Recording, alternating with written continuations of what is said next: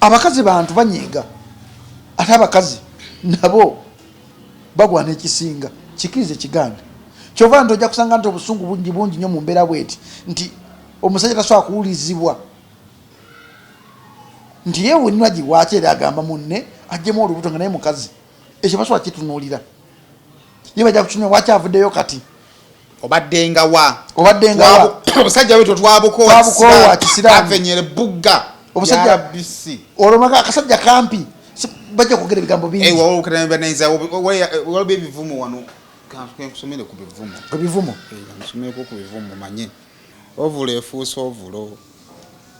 baavumye omusajja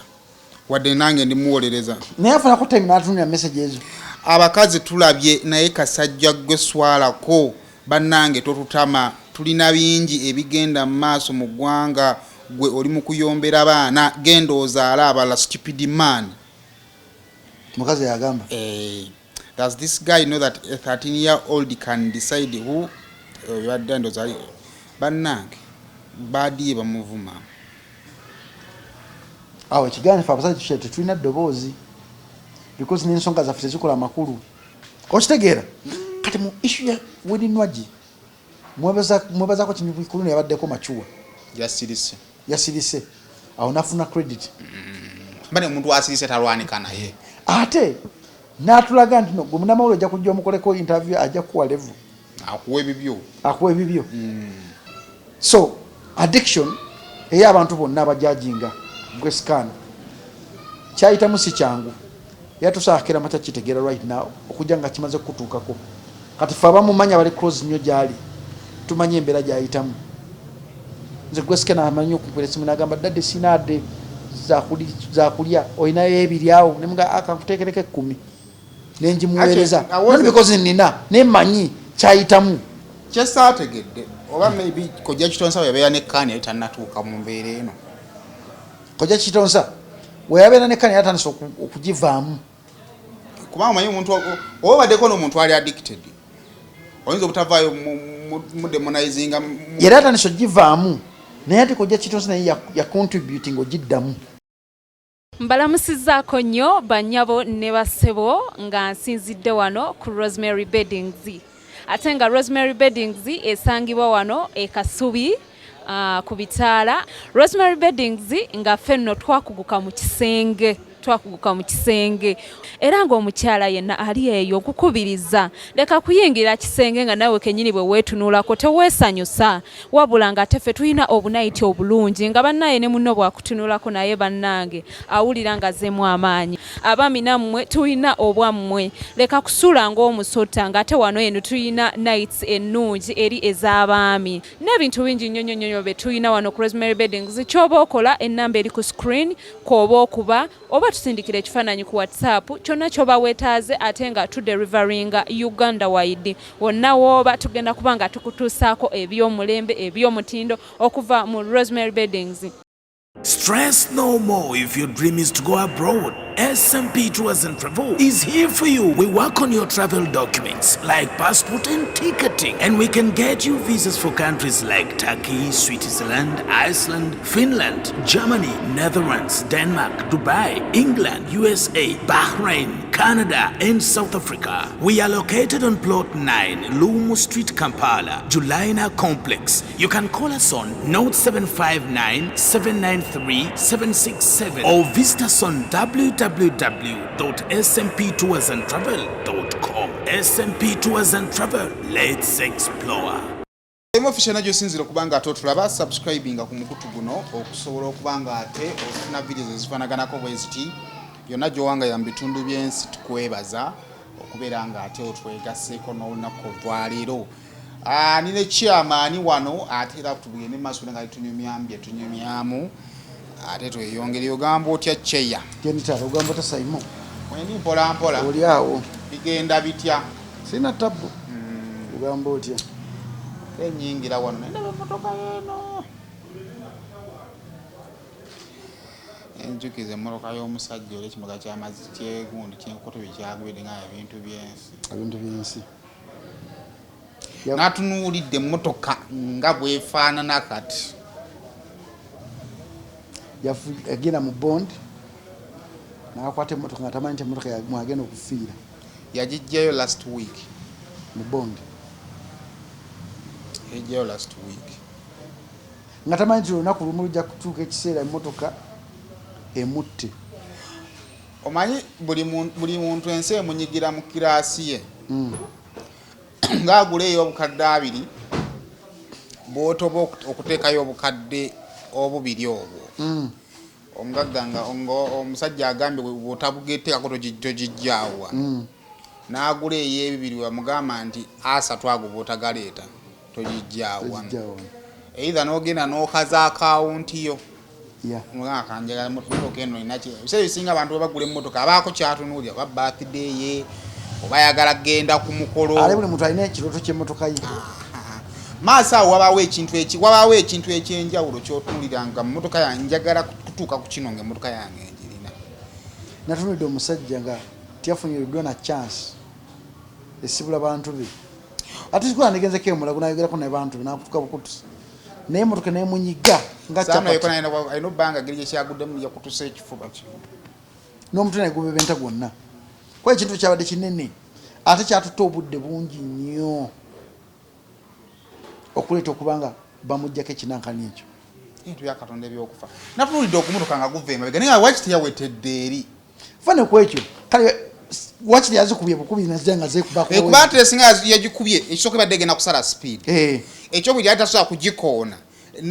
n'aginyiga okuva ku mutto ogw'emabega paka ku driver ono omusajja emmotoka yabadde esembedde eno maaso nga waliwo ziri emmotoka ezabadde eno weeti kireka driver w'ekimotoka yatidde kumusasuza zino zonna nagakangene kati kankuwa example olaba green hill woyita ogenda kutuuka ku monitor naye kana akasozi kana akakiri ogenda kutuuka ku monitor kutuuka ku yaadi obatondodde ku flat ya monitor weeri kati akasozi ako nagenda breaks nezikutuuka nga ne kasozi ako omanyi kye nakola waliwo petrol station bagiyita kobiri ng'olinatera okutuuka ku ssomero eryo eryawo eri waggulu yewabigala bayita batya waggulu eyo ng'ova akakalo bakayita batya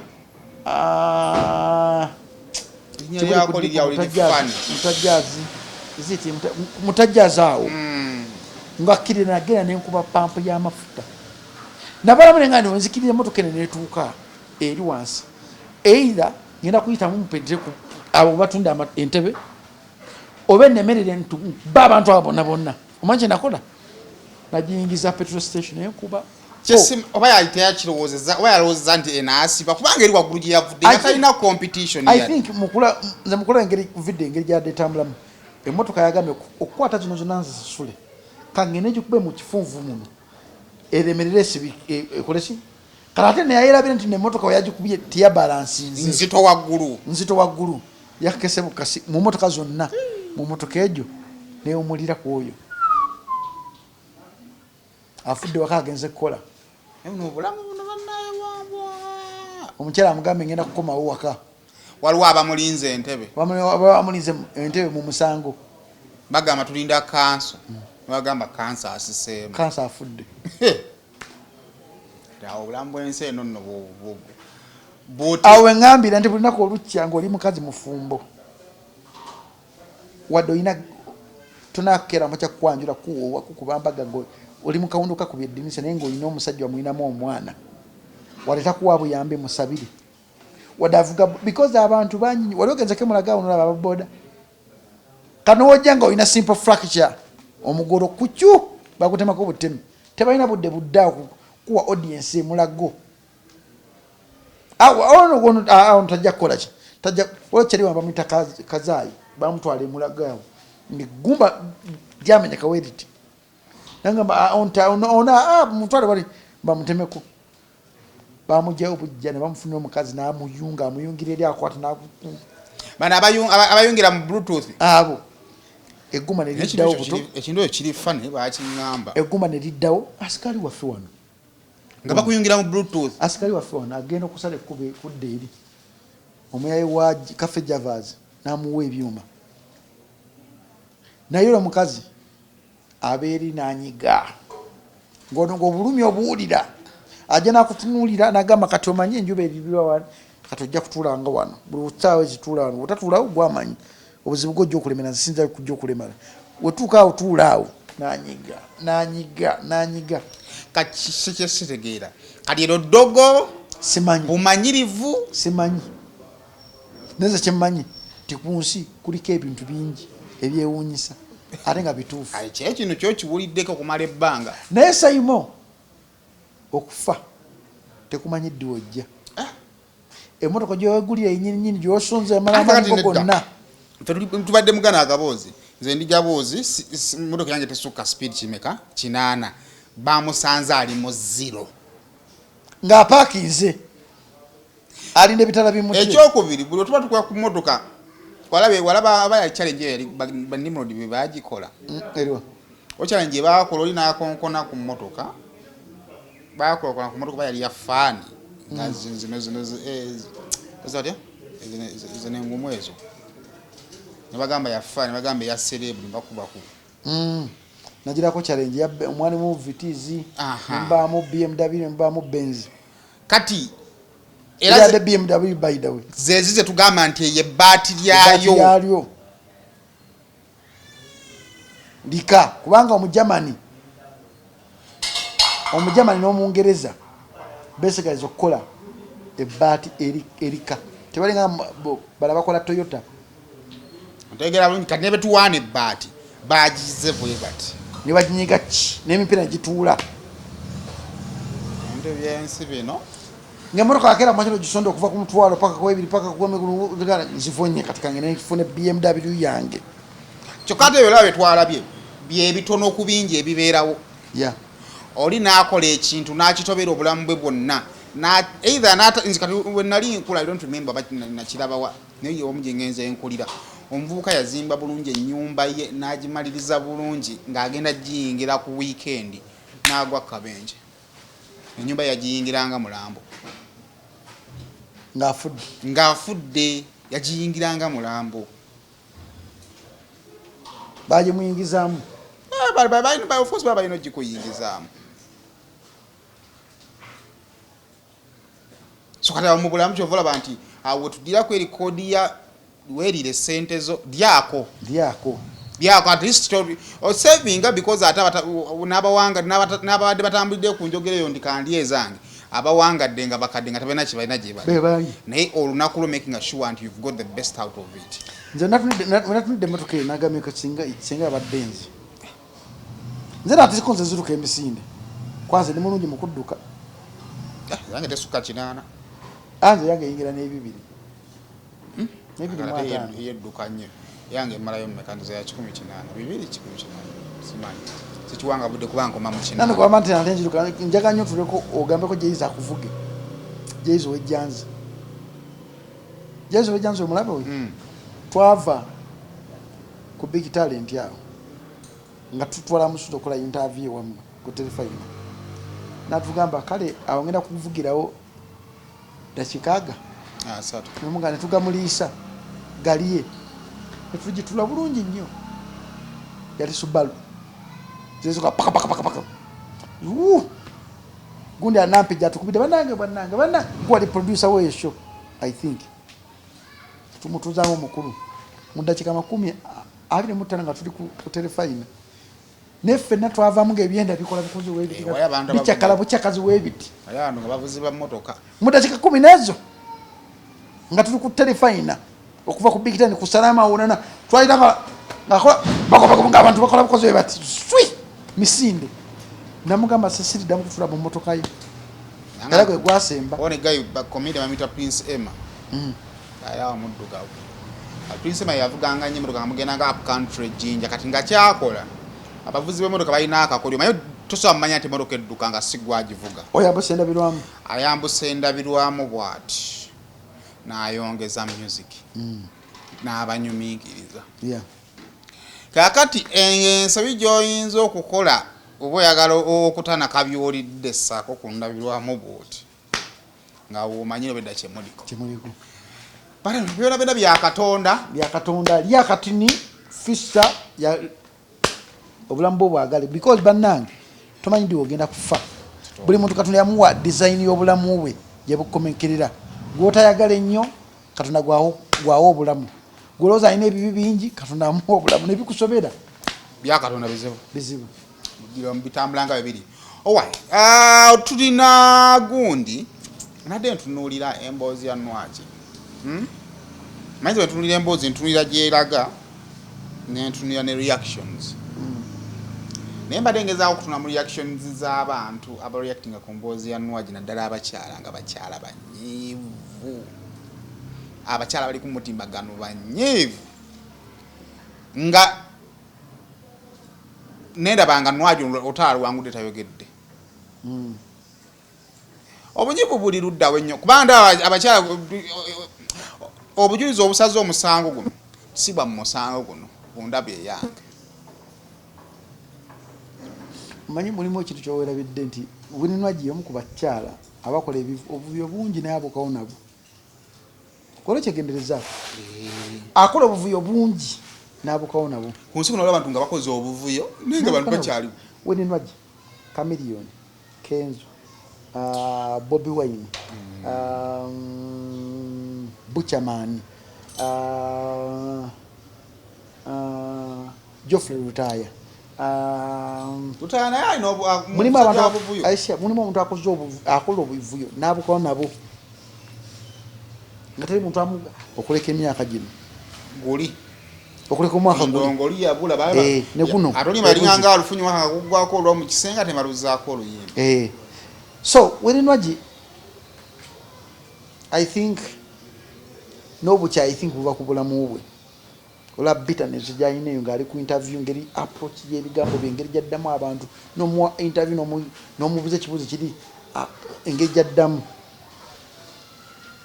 yayita mu life byayiseemu ng'akula byayiseemu ng'akula tebibadde birungi. Nenze ekyokuyiga kinasoose okuyiga mu bizibu byebyo ebya Nwaji teri muntu aliwuliriza musajja nakirabyemuko teri muntu alekera ku makya kuwuliriza musajja kubanga sayimo tukirize tugaane naffe abasajja tunyingirizibwa nnyo. Sayimo sookera ku makya ng'oyagala mukazi just for jacks nakera ku makya neyetumikiza nafuna olubuto nga toli musabye nga naye akimanyi mumadde mweyagala ko bweyagazi nakufuukira obuzibu ng'omukubira essimu lwe mugenda obbaako kye mutuukako we muvaanomubuuza nakugamba ndi mu self daising nakosa ne Lydia nafuna olubuto nga atofaayo njaddulabirira omwana alimana okujja ku nsi notwalaniko okufuuka obuzibu.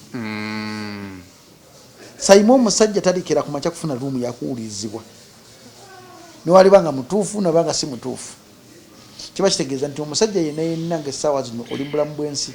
olina okwegendereza nnyo kubanga okutegera omukazi nti niwatomera mufunisa olubuto bw'ojja okutegera nti wafuna kikazikazi oba mukazi okutegera nti watomera omusajja afunisa olubuto ojja okutegera nti wafuna kisajja oba musajja. Sayimo teri kintu kisinga kuluma ku nsi ya Mukama mukazi kusiba lubuto era teri kintu kisinga kuluma ku nsi ya Mukama mukazi mugamba ajjamu olubuto ng'olabira ddala nti obusobozi tebujja busobola naye nga tasobola kitegeera nti tojja busobola kubanga amasanga okugjamu olubuto banenga option eriwo aluggyemu n'agaana oddujjamu ate Sayimo teri kisinga kubeera kibi kubeera ng'oli musajja mufumba n'ofunisa omukazi maid olubuto nga talagika mu bantu just wagendayo justikamu nekifunirayo olubuto abaana basava bali fatayiro n'opokya n'olubuto bamaidi abe basine bakama baabwe ku 1,750 bafunye olubuto okitegeera oba nabaana ebeerawo nga yeenoonya agiwakisa okitegeera kati mu issue ya Nwaji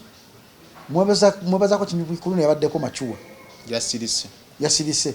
awo nafuna credit mbane omuntu asirise talwanika naye ate n'atulaga nti no gwe munnamawulire ojja kujja omukoleko interview ajja kuwa level akuwa ebibyo batenovudadde nti omusajja mu bigambo byayogedde wa statement yansanyusiza nti yakola ensobi n'afunisa mukwano gwa Nwaji olubuto najja namugamba naye byasobye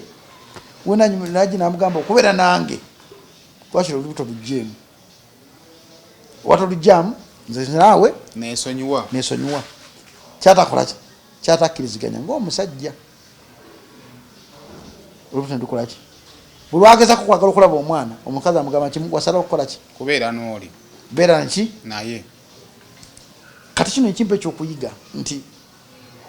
fenga abasajja nze mbamu embeera gyesaswa kusika omwana nga wange alibeera wange omwana nga wange sina gakakasansi nti omwana wange sina gakakasa banamamulire nti omwana wange muleka nabeerayo alituuka ekiseera nanoonya ate ngamba nnyo abaana wena ngaoli eyo ngaakula ne maama wekka ne tata wekka tokakanga muzaddewo musaba taata we oba maama wo tulina obuzibu bwetusirikiddemu bapatanaze baffe bebatukola nga netukuza abaana baffe nogamba kankuza omwana wange nganze nga patana teyakubeererawo nina oganda kankuze kamirisa kange kaveemu okubeera akakyala nga tojakera maca kubulya mirisa bizibu ki byewayitamu ngaomukuza naye nga mirisa tajja bikutunula ebyo najagane mama wange naye nga tasobola kusiima ennaku ziizo omubeereddewo nga mama we taliiwo naye nga jagamba taata njagala mama wange kati sayima ekintu kyekirimu omwana okubanja omuzadde nga tabaddewo mubulamu bwe nga nekigambo taata teyakiwulira nga gwe awulidde ekigambo kyekisooka paka waali naye nga omwana tajakera maca kukijjukira ekyo yajakera maca agambe ndi muntu nkulu njagala kumanya wagye banzaala njagala kumanya mamange yaani njagala kumanya tatange yaani ngaomuzadde kiruma naye musajja munange kyenjagala okugamba wabanga yeye taata w'omwana wabanga yeye taata w'omwana omwana amwesonyiwe okuswaza maama w'omwana we mu mawulire omwana ye si mwana muto kati omwana ye muntu mukulu tinejja 13 kati kaswala kamaama ekaswala omukazi amuleke oba amumu omwana lujja kukya lunaku lumu omwana oyo amunoonye abaganda bagamba omwana omuwala asere nani nanyina ate omwana omwana tabaako na kika ekika kya bbaawe kyekiba ekika ki tukiriziganya yesonyiwe mwana yesonyiwa omwana omukazi amuleke abeere bibye n'amawulire ageeso n'amawulire kubanga ali mu kwerengeza kiyinza omukoleramu nti mulimu abakazi abasiro bagamba nti kanjagaleko omukazi omusajja kubanga yayagalako wininwagi nafuna bashuga mami omwana afunayo abakazi ne bamwagala but omwana omuwala ali mikono gya mama we saawa zino alaba asoma ate gyasomera bamanyi mama we sereebu omwana ogenda muleetera obuzibu ku ssomero bagenda muyeyanga agenda kufiiringa out of place uyo taata yowoovulo gawuyo tata yagana okula uyo muwala woovulo owakyovulo naye obusungu bw'abaana naddala abakazi obuli ku mutimbagano nga bungi 80% abawala abali mu biyumba essaawa zino basingo maga 80% abawala abali mu biyumba mu ssaawa zino bayita mu bulamu bwa wininwagi bwayiseemu nga ye maama ye taata essaawa zino osanga omwana ali mu buwalabu ogenda okunoonyereza nga yakula ne maama oba nga yakula ne taata oba nga bakola bombiriri naye nga obusobozi tebuliiwo obusungu bwolaba okuli ku kitimbagano mu bakazi bangi nnyo balabiridde abaana baabwe abasajja ne bajja ku mikolo ne bajja luvannyuma mu bulamu bw'abaana baabwe abakazi bantu banyiiga ate abakazi nabo bagwana ekisinga kikirize kiganda kyova nti ojja kusanga nti obusungu bungi nnyo mu mbeera bweti nti omusajja tasobola kuwulizibwa nti ye wininwagi wakyera agamba munne ajjemu olubuto nga naye mukazi ekyo basobola kitunuulira ye bajja kutunula wakyavuddeyo kati obaddengawa obusajja bweto twabukowa kisiraamu avenyere bugga omusajja bisi olwomaga akasajja kampi bajja kwogera ebigambo bingi waliwo ebivumo wano kusomere ku bivumo nsomeko ku bivumo manye obusungu obuli ku bakazi abakazi balina ate bannaye kiri ku baana b'omu kiyumba bannaye bali banyiivu programu agikoze nalina namubuuzizaako era abakala tebamunvumya nnyo lwa nsonga nti nasayiri gye nakoze eki gyobawadde gye nabawadde ovulo efuusa ovulo baavumye omusajja wadde nange ndimuwolereza naye afunako time n'atunira message ezo abakazi tulabye naye kasajja gwe swalako bannange totutama tulina bingi ebigenda mu maaso mu ggwanga gwe oli mu kuyombera baana genda ozaala abala stupid man mukazi yagamba does this guy know that a 13-year-old can decide who yadde ndozali bannange baadiye bamuvuma awo ekigaana fe abasajja tukyete tulina ddoboozi because n'ensonga zaffe tezikola amakulu olwokubanga ffe katonda atutonda bala nti tulina kukabira munda tetulina kukeera makya kuwolesa amaziga gaffe abantu batutodde nnyo for granted kyova nti abasajja enaku zebagenda nnyo ne depression gyemuyita depression yammwe kakati nze mu byantabuddemu bya mirundi ebiri bwe kibanga ekyatutabula bwenzi bwange nga nange sibwegaana omwana n'omutwala of course waba taliiwo nkisijja mulabirira waki totrendinga bwenzi bwange n'otredinga obutali buvunaanyizibwa bwange kuba ize kyamazima omusajja era leero mbadde nsaba nemekumulako mu interview yonna neera wakati nga tumugamba nti tuva mu kamera maama buli waafuna omukisa ogwogera taata amulaga nga atali wabuvunaanyizibwa kati awo omusajja bwe bwansoberedde ate kati wano bw'otajjakira mutate kunenya maama nti maama ng'anyiize aba anyiize n'oba ng'oyagadde kuteekawo embeera ablockinga embeera eyo okubeerawo teri kintu kisinga kuluma mukazi kwagala mukwano gwe nga teri kintu ekisinga kuluma kwagala maid oba muganda we oba muto wa mukazi wo weninagize nkubamu akafaananyi webanga bituufu omusajja bye yayogedde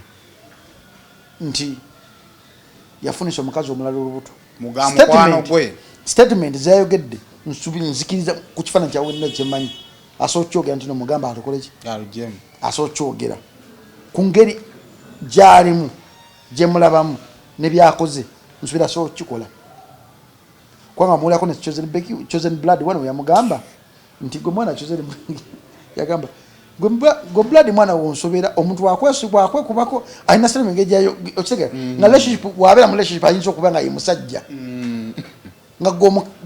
gwomusajja gwe mukazi mu relationship but end of the day nti bunobona nabo babusungu nti omukazi ng'anyiize asobola okukola kimu kyova nti nesaawa zino kamiliyoni ali mukusafalinga ebitiibwa nebyo tubadde tumuwa byera atulimba nti amakaaga agalabirira agali amu America omukazi yatulaze nti tegatwala ki talina 10 wadde na kimu kyateekayo n'ennyumba nti yagigula yakulaze nti talina 10 talina buyambi bwayamba mwana we wadde n'obu oyo omukazi ng'anyiize omukazi ng'anyiize asobola okwerabira ennaku gyonna gibadde asobola okulabira ebiro biwamulabiriramu najjayo just moment emu n'agiguza abantu jukira amaloboozi gaabwe oba eddoboozi yaabwe liri soft bawulirwa nnyo ate ensi nebawuliriza kati okumugamba nti nno yabulokinga taata okulabirira obuvunanyizibwa bwe tekisobola mukolera namuguza sympathy eri ani because public eneyagala okumanya kyova kyaliwo teyalinze kumubuuza ate omwana gwalina mga munaye honorable is my person mwinamu n'omwana kale media erina kukeera makya kubuuza byatandika ddi yatanze nawe okusooka okiwulira nakiwulira wa namwanje awakola ku BBS ng'emyezi 2 emabega along the way nga boogera ku baana agamba nina abaana abalala nina n'omutabani yali akyogera okitegeera naye public tugera okitegeera nnyo ssaawa zino tukitegedde kati so wulinwagi nesobola tosobola mujajinga ku blockinga that because okuliibwamu olukwe mu mukwano kiruma omuntu okulekawo tewali kiruma mukazi nga kwagala mukwano gwo oba omulaze nti talina kyali oba omulaze nti wabikiifu nnyo kyekinyokera kuma kyokubanga okwanya ku kyalo nanti omukazi katika nkubula ekintu biri fane omukazi osobola okubeera naye muli mu courtship we muti n'agamba oleeta otya omukazi ku buliri bwange tomwanjulangako tokyalanga waabwe tomuwoowangako n'agamba ku buliri bwange bwe neebakako tabugulangako naye nga omukazi aoninga obuliri ng'omaze kukyala waabwe omukazi akooninga obuliri ng'omaze mutwala eitha mu muzikiti amaze kubeera naye muzikiti guyinza obutagenda naye noba nga omuzaddemu abaana muganda wange noba nga omuzaddemu omwana noba nga togenda nko mu kyaki nakugendako mu lujja lwewaabwe omusajja oli free okuleeta omukazi yenna mu buliri obwo kiri just kiba kitiibwa noga nti omukazi wange kamuwe ekitiibwa sayimo kiri kiba kitiibwa noga mukazi wange kamuwe ekitiibwa neme kuleeta mukazi mulala mu buliri nedda sebo obuliri bw'omukazi abo oninga nga amaze kukeera ku makya kuyitibwa mu mateeka gano omuwendo gw'abakazi okutalina buliri mu ggwanga mungi mungi guge mazima bwo omusajja akuteekako empeta yakwanjula ewammwe yakutwalako omuziki ne bakuwoowa yakutwala mu kereziya oba mu kyaki obuliri bubwo kati eyo debate eringanga debate ya omukazi namwanda omutuufu yaliwa omukazi gwazaalamu abaana abataano n'omuwala gubadde wakakuba embaga gwasookayiko wanjula ewaabwe namwanda omutuufu naye nga mu byadda ani agwanidde okuba namwanda omutuufu so abaana abangi omwana omukulu yagwanidde okubeera namwanda omutuufu kati era yono nti abasajja bangi n'azaala abaana mukazi omu then n'awasaayo omulala ono n'abeera mugezi ki ne bamukola ki ne bamuwasa oba ontegeera ono ng'alina papers naye ng'ono alina tosaakera makya kuŋŋamba sijjangako wammwe sayimo olugero lwammwe terummanyi taata wo tammanyi mama wo tammanyi tuli mu girlfriend boyfriend ofunye olubuto oze ewange ogenze wammwe okuzaala ndeesa omukazi omulala nogera ngamba obyera wandibiko n'omuteeka ku buliri bwange ate izo babadde abusula kati nga muli mu bufumbo nga tulina obufumbo bwa church marriage tulina n'obufumbo bwa kawundo kakubye eddinisa nakyo oba church marriage oninga obuliri obwo bw'oba nga byamateeka oninga obuliri obwo bw'oba nga yakyala ewammwe oninga obuliri obwo bw'oba nga akuwoowa oninga obuliri obwo noba nga takuwoowangako nga muli mu kawundo kakubye eddinisa omusajja wa ddembe ojja kufumisa abaana bamere naye kati katuma tuva ku nsonga eyo abasajja round up buli mboozi zonna ezijja ekisooka omusajja wobanga ow'omukazi n'olaga by'omuwadde bwe babukopi for example singa mba mpeerera omwana wange naye nga buli we muweerana bannaye mpeeredde mwana wange school fees era bajja kubuuza otulaga byaki buvunaanyizibwabwe kyokka ate ebintu byebimu omukazi bwanyiiga asobola bikujjako n'agamba otalabirangako ki ku mwana kati omusajja ye mubulamu alina kukola bukozi buvunaanyizibwa bwasirike katonda yali musiima omusajja yenna alina okumanya bino wammanga nti bwotuuka ekisa nokiira ku makino tuzera nti wazaala mu mukazi omusiru naifuuka omusiru olina kweyisanga mukazi omusiru bwagamba school fees tuzisasula sigaza mobile money eziraga nti wasasula sigaza nze lwasito gimadde nyo okubiri eri personal bantwalako mu kooti nga bantwalako omwana nengamba omulamuzi omwana yambadde naye kuva ku myaka emito kyekiraga nendaga obujulizi teri ekintu kisinga kubeera na bujulizi nga gwe tata w'abaana nti abadde akikoze nti omwana alwadde sinika wadde toyogera na mukazi wadde toyogera na mukazi mwayawula noba nga tokozesezza nti gwe wakiri kozesa mobile money weomuntu gwomanyi nti nno anakuwa prints out nti nno badde omuwa obuyambi abakazi bazaala abaana for business ennaku zino ng'olubuto lugenda mu lubuto luti pa asooka kuyita 2 oba 15 ezokugenda mu check up kisinzira mu kapasite ye y'omusajja natuuka ekisa nawe abeera nga omwana amuzadde omwana nga amulwaza buli nnaku abaana babeera n'abakazi balwala bannaye omwana alwadde kino omwana kino notuuka ekira nga omwana ng'omusajja omwetamiddwa kyoba tonenya nnyo omusajja agana kulabirira mwana mubaamu ebiseera ebisinga omukazi ng'akufukidde ekizibu nga omwana amulwaziza okuva we yatonya ku nsi wabulemu nti ayagala kola nviiri omwana mulwadde waliwo nti ayagala kugendako out omwana mulwadde waliwo nti ayagala kumutwala mu nsawo omwana mulwadde awo ofunayo eddwaliro obanga ofunayo insurance mwana mulwadde nga amutwala mu ddwaliro even if essaawa zino insurance osogera mu ddwaliro gana amadwaliro corruption ogimanyi omusajja n'otwala omwana noga ntimanyi lero eddwaliro ne bakola ddinga n'omusawo omusala muwangayo emitwalo 10 gwe naakujjangako 3 kubanga omukazi wabanga akedde ku makyakukooye asooka okubonyaabonya naawe onoobulako emirembe nga tolina mirembe nze kinebaza niwinirwa gye yeesonyiwa omusajja nalabirira mwana we naye naavayo mu public n'agamba omwana omusajja atalabira ki mwana omusajja najja natugamba nti nali njagala nnyo okuwa obuyambi maama nambulokinga for abcd ne maama naye wodda ngaomuntu tomunenya kubanga nobeera nga gwe ngaoli mu mukwana n'omuntu nakukola ekintu osobola okuzimba omutima ekyokuyiga ekiri wano zala muntu gwotegedde alina ekirala wadde enjawukana ebaddewo toswazanga maama w'omwana wo toswazanga tata w'omwana wo because omwana bw'ali kula aliraba obuzina bwammwe bwemwakola ku nsi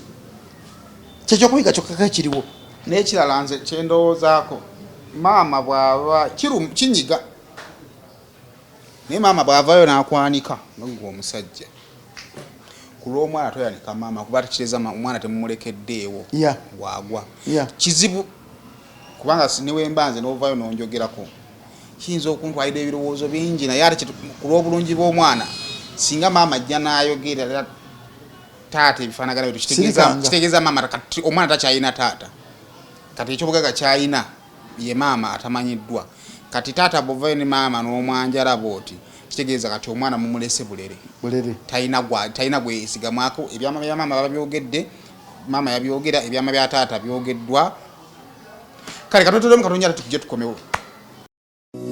Almutawa Enterprises Limited bano bakugu nnyo musonga za real estate zonna oyagala kutunda oba kugula ttaka wekwate Almutawa Enterprises Limited tulina ploti ez'enjawulo enteketeke bulungi ate nga n'ebbeeyi yaazo esobokera ddala ensonga zonna ez'ettaka wamu n'okulikulaakulanya tuzikolako tugula sako n'okutunda amayumba era tusolooza n'abapangisa oba okulabirira ennyumba zo abakozi baffe bonna bakuguka era bakozesa mazima meereere tusangibwa ku Hoima Road Nasana Municipality Wakiso District Esimu 0757 oba 0705 tufuna ku WhatsApp +973 362 388 59.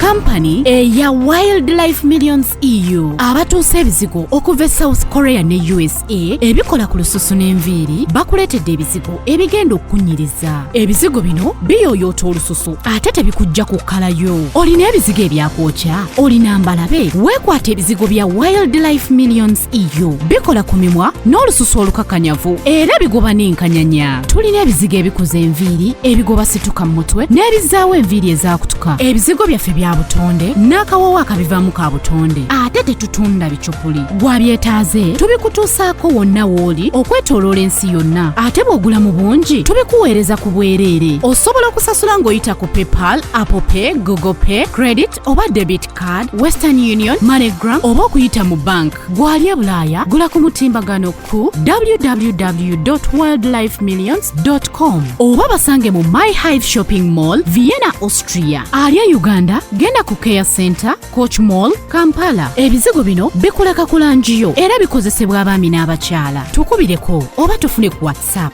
ku 0772 38 1305. Weekwata ebizigo ebya Wildlife Millions EU era tukukakasa nti bw'otafuna njawulo mu nnaku 3 sente zo tuzikuddiza ng'oli omyewo owaayi nina video ze nalabye nali ne Grace ndo omwezi oguwedde nga gutandika ayine Grace but bange eryo nga terinaggwaako Grace yali akyuse mu bulamu bwe bukyuse naye kwita veje nakola namune clip Grace yali ayina ebintu byali mu kunywa because yali soda mutabike naye nalabwe nawulidde nze audio saagi wadde makulu because nategedde the influence behind the audio My biggest question is public, and of course, we are judging hange nebifanaganako bwe bityo. Bino ebyogerwa tebirina makulu. Menya audio. Omuntu agitegeeri. Audio bagiwulidde ya Giovanni Luzinda nti akyamagala nebifanaganako bwe bityo. Ne company y'abantu obeera mu TikTok abali excited naawe ate olina ebizibu byo. What is behind kitulaba ku Grace Khan essaawa zino? Because I think ye public kyerina okutegeera maybe basympathizing naye oba kale bamwesonyiwe bayinza oba basympathizing naye ekimala ni kale bamwesonyiwe. Grace Khan akafuna tocha zilinganga za mirundi esatu kwena esokera ddala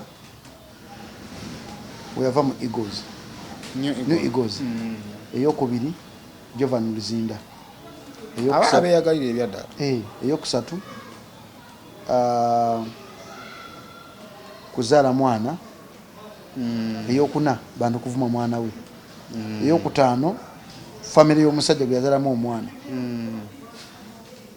Kati issues zino bw'ozigattagatta tezisobola kuleka Grace Khan kubeera kyekimu. Grace Khan family y'omusajja gwe yazaalamu omwana eddabutinga omwana si waabwe nekati bamukakasa kyemu bamukakasa bamutwala mu DNA n'ekyo kitakyeringa obwongo nakyo kyamufuula malaya mu maaso g'abantu. okitegeera Grace Khan omusajja gwe yazaalamu omwana munyi wa mwenge munyi wa cocaine addict amisinga father figure mu bulamu bwa mwana we. Grace Khan n'okukeera kumakya okudda Giovanni Luzinda anoonya to be loved because omukwano yagutestingako n'agutegeera yayagalwako kati kyamisinga kati wasanga omuntu amuwa laavu nze njogera ne Grace Khan era nakuma okwogera naye Grace Khan ku Easter Monday nakuma okwogera ne Grace Khan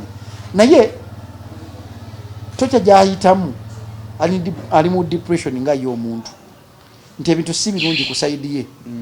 nti abadde amutegedde kati abadde amuwembekede abadde gwaswalirwa abadde mama Bujingo Susan Makula ne Pastor Bujingo babadde aswalirwa ng'aswalirwa banawulira batya nga nkoze kino banawulira batya nga nazzemu kunywa omwenge banawulira batya nga because kukana nabadde atula n'eri mu baweereza nembanga ayinza kukana ne situla eri mbaweereza ekikulaga nti abaddeko muntu wali ali special mu maaso ga Pastor Bujingo ne Susan Bujingo onfuna ne kati bino tulina okutegeera nti Grace Khan tali yekka esaazo na battlinga n'ebintu bingi abattlinga n'okubanga takyayingiza ssente ekino obuzibu abattlinga essaawa zino kubanga bamusasulira n'okusamusasulira w'okusula mukyala Bujingo oyo mulaba akoze mulimu gw'amaanyi nnyo abantu bangi nnyo bali mabega Grace Khan abakyala botasuubira nti basobola omuyamba nga bamuyambi Flavio oyo ali Flavio Namulindwa akoze omulimu gw'amaanyi okuteeza Grace Khan naye era still si byangu naffe abamu Grace Khan talina njawulo naffiye mukyala Katsi nti bantu bangi nnyo bafuye okuba nti ffiye adda mu straight line n'ebikyagaanyi ava muli habu leero ogera okuwulira nti ate yazzeemu nabbirira enjaga nemumuzzaayo bikyagaanyi ye Grace Khan kati tulina okutegeera n'okukakasa n'okumanya nti Grace Khan kati yoyo tukoze tutya omwagala nga bwali tukoze tutya omuyamba. Abantu abali addicted abantu ba addiction beetaaga okwagalwa weetaaga ng'omuntu wa addiction bw'akunyiiza leero bwe weebaka okeera bye yakunyiizizza jjo tebijjukira kubanga ate bw'omukyawo oyongera kumusindika kyokka ate obyo byogenda omwo bye bigenda bimubeezaawo. Grace Khan we nategeera nti nzamugana sikwagala muntu anywa mwenge bwana nange sigunywa naye amakinga sure abagenda okulugera nange tawunya mwenge kati lumu namusanga mu kuziika kwa omugenzi ani ono gwe twatwala eno misiti Masaka Road Mitiana Road mu Masaka Road yabaddaani yali ani even lagu kati nane mulabe nti alina akacupa k'omwenge kale nefula ngajja yakakasuka najja nagamba baba Jacob ogamba otya munange nesooka nemuga Grace Khan ozze ku mwenge nedda sinamaze banga sinywa yali ne Flona nemuga Flona yamba Grace Khan akoleki ave ku mwenge Grace Khan yenga ye ali puzzled n'ensi ebizibu byayitamu bingi gwetebezamu ng'oli star baade bakusasulira kulaba tolina mulimu gw'osobola kukola mulala okujjako okuyimba tekukyaleeta ssente gy'oyinza okuba nga ogamba nti nzirukira kufuna ssente mu basajja naye omusajja taata w'omwana we tasobola kuwa buyambi mwana we kale gwetebeeza omwana ye ali atya abeera n'omuntu olwedde ali depressed ye omwana tumulowoozaako mu process eno yonna tuli ku muntu mukulu netulebe nti waliwo omuntu akula alaba maama we ng'ayita mu buzibu bwonna bw'ayiseemu okitegera omwana tetumufuddeeko era nga tunakeera makyo kulowooza kuyamba Grace Khan tuseke tulowooze okuyamba omwana ekyomwana basuubiza ni omwana yali yamwagala according to the info I got yamudzeemu n'amumeeting through someone ne boogera era bwe biba tebikyuse Grace agenda mu rehab omwana agende ewa Susan kati problem ya Susan gyafuna manyi Susan alina ebimuvumya naye omukazi oyo mugumu. You don't know what it means kubeera nga olina omwana gw'oyagadde oyambe nga maama avaako asobola ovaako n'akuwa ne taata n'avaako n'akuwa naye nga muli basumba naawe olina ebibi ebikutawaanya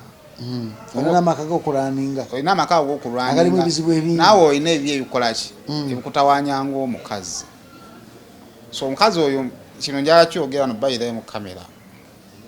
makulu oyo otuukanga nga olina comment gy'osobola okwerekereza kino nkigamba katonda ayinza obbaako omukisa gwakikuweeramu ffenna ensi yonna ffenna buli omu alina ebizibu bye ffenna tulina ebibi byaffe ffenna kati no Simon Danze nalwawo nnyo okukkiriza nti Makula alabira Grace Khan n'omwana we paka we neerabirako n'amaaso gange bayirayo kino ku Makula muyinza obba mulina mu bantu bonna ababadde ne Grace Khan abalina ne ku ssente abandi badde basooka okuddukira Grace Khan tebamuddukira n'omunundi n'ogwo naye omuntu yava eri mu kyaki eri najja n'akwata Grace Khan ng'omwana n'atandika okukeera ku makya okuandastandinga Grace Khan ng'omuntu n'amwagala olw'ekyo kyali n'agezaako omujjamu kintu kyali amuteeka mu kifaananyi ekirala ekitali kyangu mukyala Geoffrey Taya gyali byonna bino abiraba naye ogamba kitasobola makya kubeererawo Grace Khan omanyi ensonga lwaki gesajja kugamba sijja gigamba wano kyoga talina ssente mu bantu abasonda okutwala Grace Khan mu rehab wakitabeeramu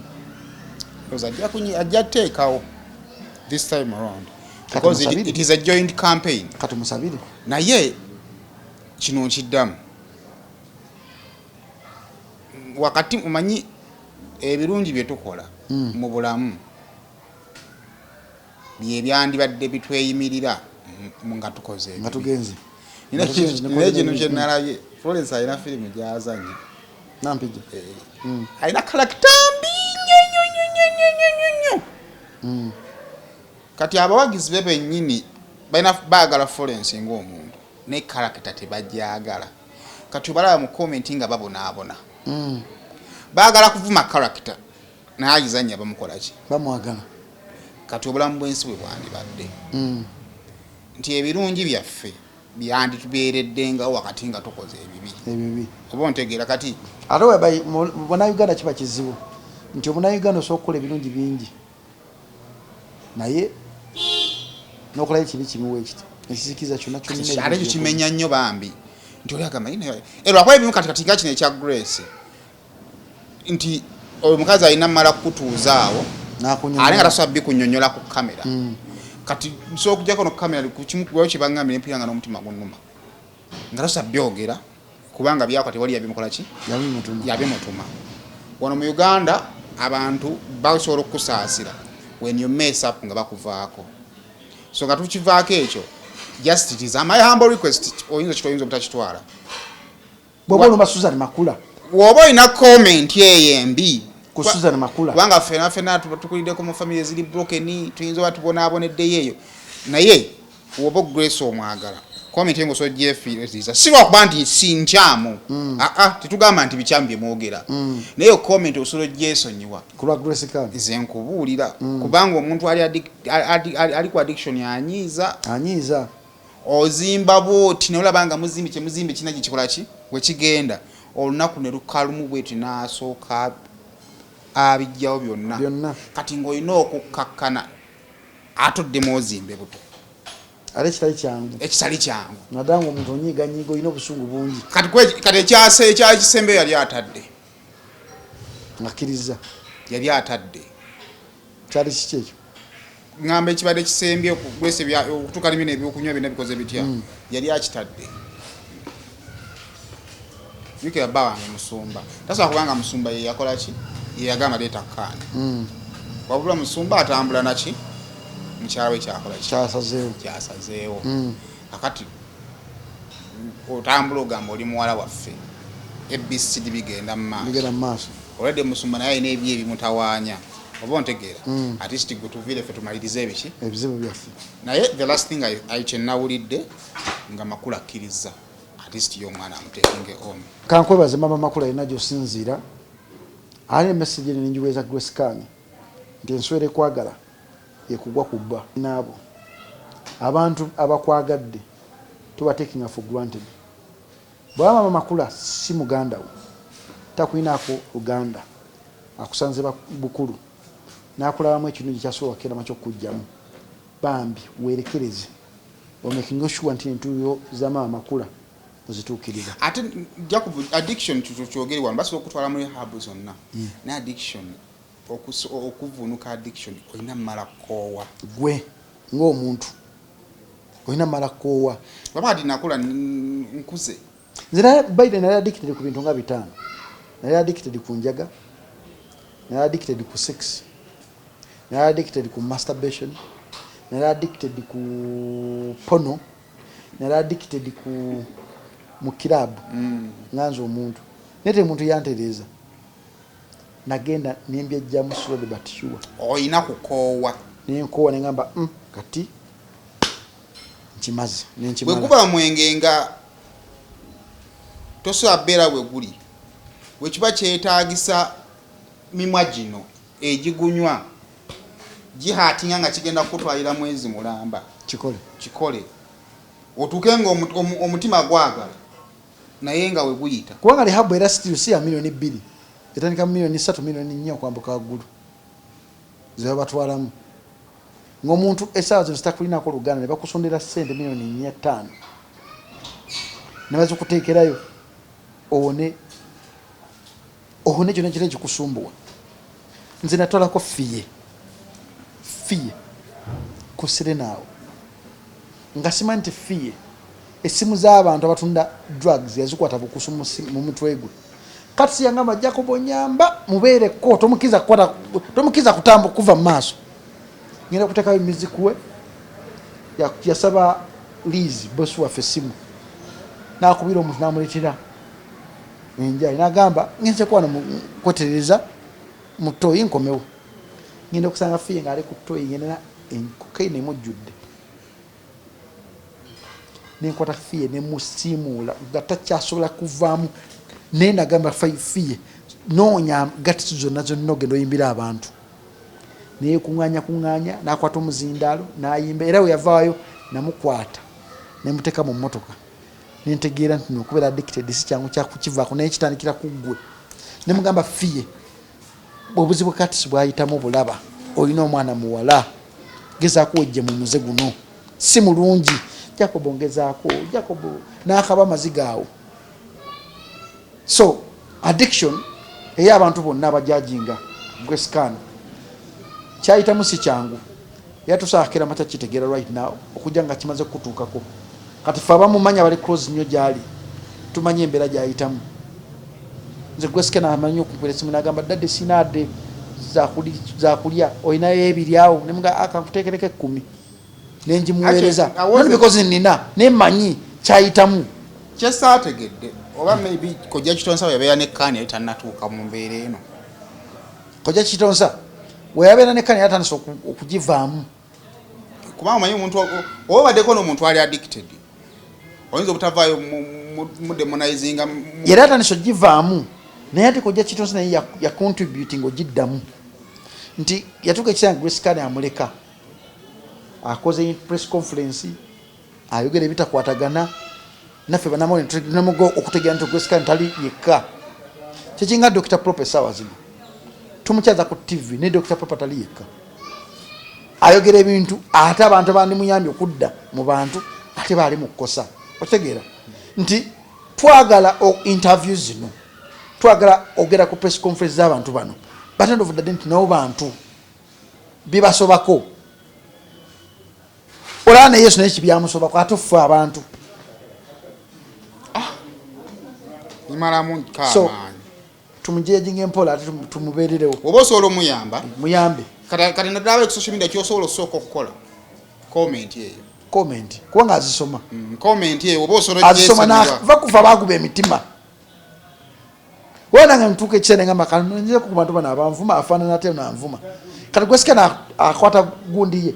n'atunulira comment ne mugamba comment ziveeko ninga takkiriza omanyi ebintu bino ebya addiction olunaku lwenasooka olutwasooka okukola interview nga eri ku ggombolola oba ondagirira wali awo kyali kyambuka waliwo omwana omuto omulalu nga yeebase bwe mulaba omutima gwantundugirawo nga nina omwana yali anywa enjaga n'agwa eddalu gwentera okujja naye wano bwe nnamulaba obwongo bwaddukirawo bwoba bwakadduka mama nankubira essimu bwankubira essimu nga munyiivu mwagamba kiki aŋŋamba nti ono omwana actually mama yankubira essimu ekiro nze nziramu mukubira nakubidde essimu nga ndi munyiivu ono omwana yakomyewo ne mubuuza ye ali bulungi nti ye naye nga okutuga okunywa drugs ezamusuula eddalu nga byonna tubigezezaako oyogedde naye era namaana n'agenda ne process y'okumuleka n'anywa nnyingi n'emusuula ki eddalu twagwa eddalu nga nze mubwongo bwange buŋŋamba nti kagudde ku ddalu taligikola ki nagiddako kumakyange nomuwulira nga kimuvaamu nemugamba wagizeemu neyeegaana ng'omuntu yenna nenkola ki nenyiiga kati ye mu bwongo bwe nga addict kati ndoza bwe naginywanga bafuna ndowooza engeri omulaba nnyanywa nnyo amazzi ndowooza kiri engeri ekikola ki ekivaamu era nga waabeera awo oyinza obutamukola ki kati lumu mutuma era naakola ki yalina okukola ki kati bwe yali ndowooza agira ssente ze yali akutte wiidi n'asigalako ng'akola ki kakati my point is kitwala obugumiikiriza nti okola ekintu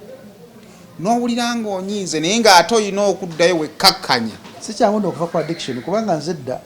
ng'okwogera ku radio mala gikubamu emitingi egyo esatu nonyini addiction alina mumala koowa naye omukazi gwe bayita Bina Baby yansijjamu addiction eyo nenviira ddala ku kitwe kiyitibwa enjaga nenjesonyiwa naye nga kanjirabe bulabi kanaye kusanga ng'onywa enjaga siina budde awo kera kumakya gibeerako nnyo girowoozaako nnyo njesonyiwa ng'omuntu nenkita kale tugenda kusukka wantu atansereetimu naye ndowooza that will be enough for inshallah abantu bonna nga oli addicted abali eyo mubi eyo it start with you kitandikira ku rehab tukuyamba buyambi kukakkanyako kuteeka ku medication but still kimaana ekikola ki kidda ku ggwe ate n'omuntu ali addicted tomukonjera nnyo omulage laavu buna omulaga laavu ajja kutandika okubeera ng'omuntu yenna nyiiga but vaayo mangu I salute you mbeere bulungi bwe